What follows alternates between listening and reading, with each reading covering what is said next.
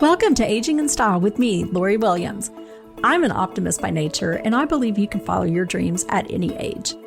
My grandmother's journey with dementia ignited a passion in me to work with seniors. I've spent the past 13 years learning about seniors and aging. In my mid-50s, I followed my own dream and founded my company, where I use my expertise to help seniors locate housing and resources.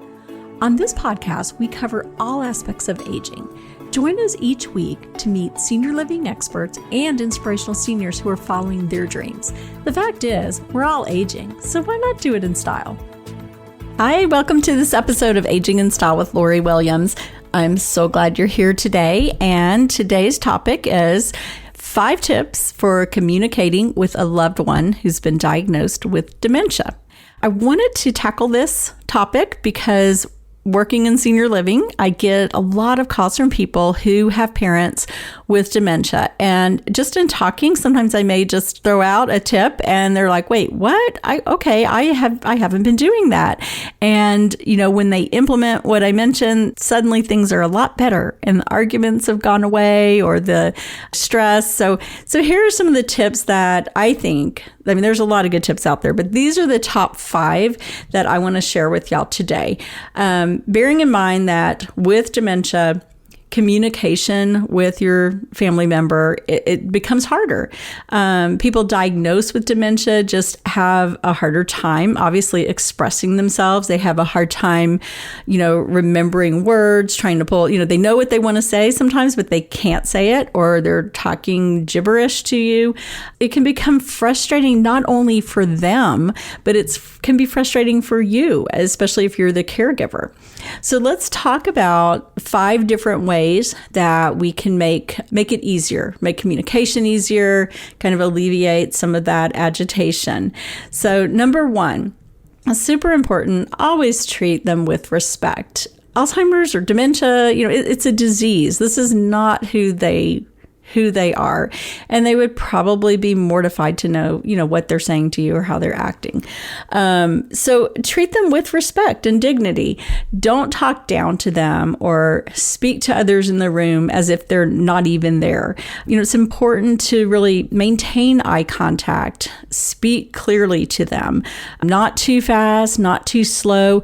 It's better if you can talk in shorter sentences, not ask them a lot of questions, that open-ended questions, especially if they're further advanced with their dementia. Number 2, avoid criticizing or correcting them. And this is a big one because I know people, they don't mean it to come across this way, and they think sometimes that they're doing the right thing. But I've had family members tell me, well, I think she can do better. I think she's being lazy, and they'll criticize. And I'm just like, no, it's the disease. Why correct them?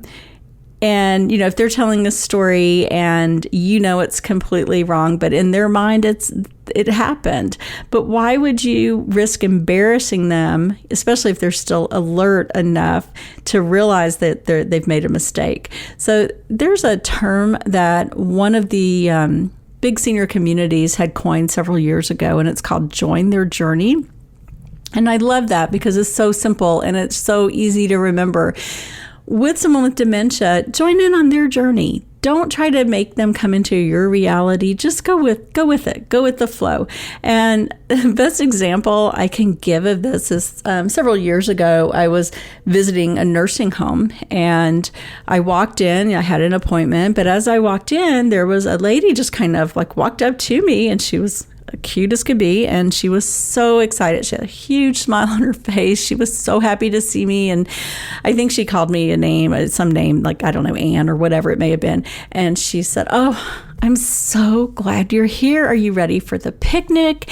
And did you bring the potato salad? Because your potato salad is always the best." And I'm just like, yeah, sure, yes, I did. And, I wasn't going to say, no, I'm not who you think I am, and I did not bring the potato salad, because what would that do other than embarrass her and maybe cause her to be, feel very agitated? So I just joined her journey, and I went and sat down with her. It was maybe 5 minutes, and we had the best conversation about, going on this picnic and about this great potato salad. And Guys, I can't make potato salad. I don't think I've ever made potato salad. But at that time, in that lady's mind, I made the best potato salad in the world.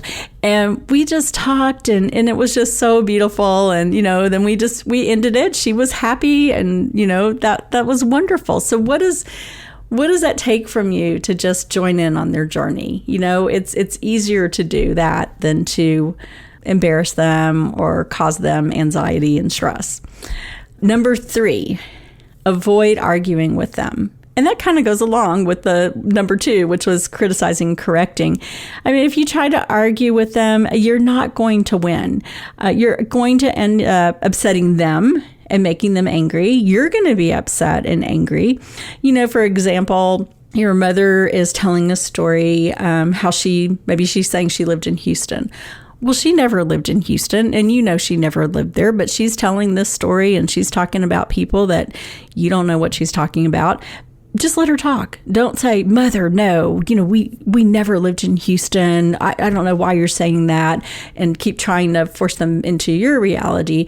Don't do that, because they're just going to end up agitated and frustrated, and that's not good for anyone. Tip number 4.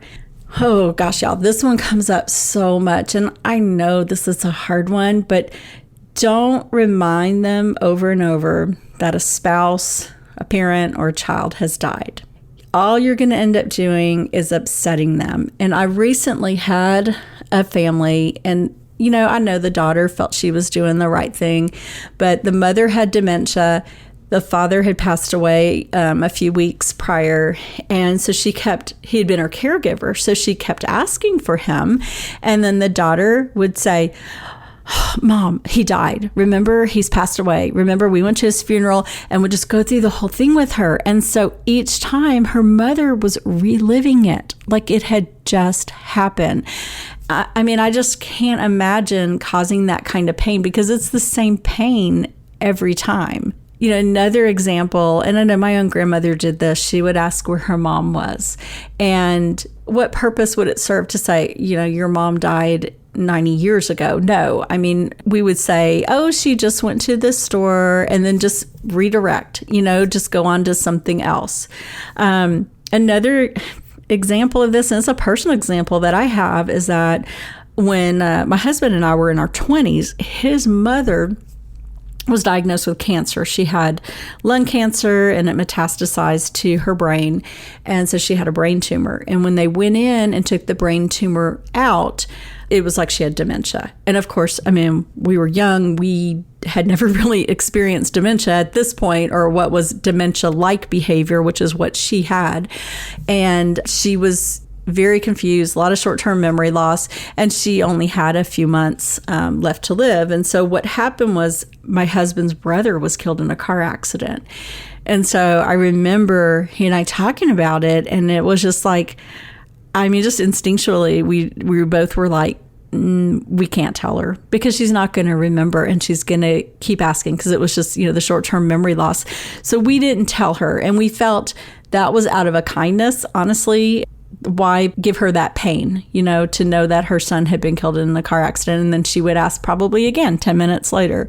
And then she did die just a few months after that. And I know that's a hard one, guys. And because I know you want to tell them and you feel like they should know, but you have to stop and think, what purpose is it really going to serve if they're not going to remember 5 minutes later? 5th tip, be patient and supportive. It's so important that your loved one knows that you're listening to them. You're listening. You're trying to understand what they're saying. Sometimes it's really hard. You want to be patient. For example, we had some really close friends. They were like family, and they would come over, and the mother had dementia.